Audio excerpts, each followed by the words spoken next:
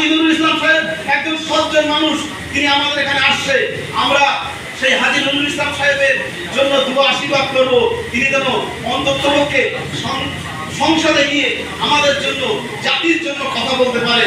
তার ক্ষুদ্র প্রচেষ্টা এর আগে আমরা যথেষ্ট কম বেশি যা সংখ্যালঘুদের জন্য তিনি মুখ খুলেছে, যা করেছে, আমরা মনে করি ইতিপূর্বে হাজী নুরুল ইসলাম সাহেবের মতো বসিরহাটের ভিতরে দাঁড়িয়ে কোন সংসদ এমন কাজ করতে পারেনি। যে আজকের দিনে মুখ্যমন্ত্রী মমতা ব্যানার্জি ওয়াকফ বোর্ডের ভিতর থেকে যে সাম্মানিক ইমামদের 3000 দিচ্ছে, মুয়াজ্জিনদের 1500 দিচ্ছে, এই টাকাটা আগামী 1-2 মাস পরে আবার কি খুব বেশি 3-4 মাস পরে ইমামরা পাবে কি পাবে না সেই প্রশ্ন দাঁড়িয়েছে।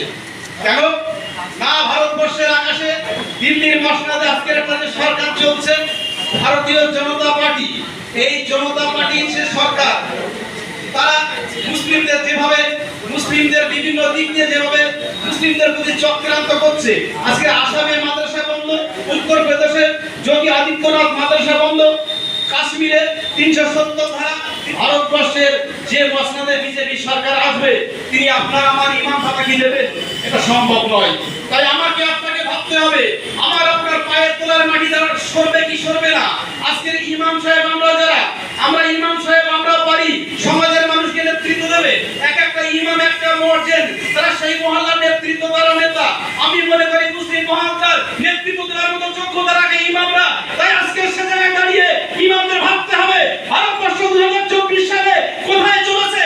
আজকে আমরা ইমাম ভাতার জন্য আন্দোলন অবশ্যই করব, মমতা ব্যানার্জির কাছে ইমামদের ভাতার জন্য আন্দোলন করব, কিন্তু আগে শেকড় কেটে দিয়ে নয়, শেকড়কে বাঁচিয়ে রেখে ইমামদের আন্দোলন, শেকড়কে বাঁচিয়ে রেখে আমরা অবশ্যই ইমামদের জন্য দাবি দাবা আদায় করব।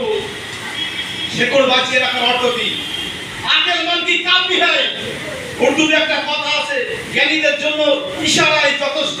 অর্থাৎ আমাকে আপনাকে এই দেশে ভারতবর্ষে বিজেপি নামক সাম্প্রদায়িক একটা দল, তাকে এখান থেকে যদি উচিত শিক্ষা দিতে হয়, একমাত্র ভারতবর্ষে কোরআন হাদিসের প্রতি যারা যেভাবে নির্যাতনভাবে হস্তক্ষেপ করছে, তাই আজকে দাঁড়িয়ে আমরা আগামী দিন 2024 ভারতবর্ষের আকাশে একটা কালো মেঘ উদয় হয়েছে।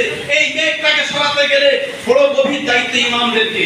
ওয়াকফ বোর্ডের এই অর্থগুলো মুসলিম সমাজের আর্থ, দরিদ্র, অসহায়, দুস্থ যারা, তাদের পেছনে খরচ করা হবে।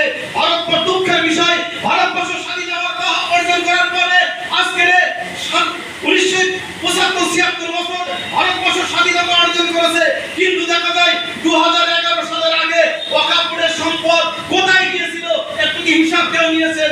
না, আমরা হিসাব নেইনি।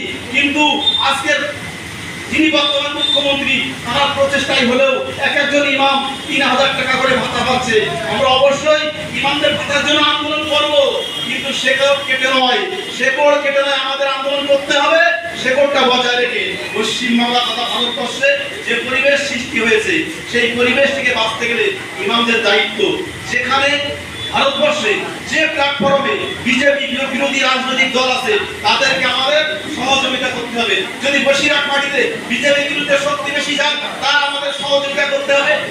অন্য মাটিতে বিজেপি বিরুদ্ধে শক্তি যান, তার সহযোগিতা করতে হবে।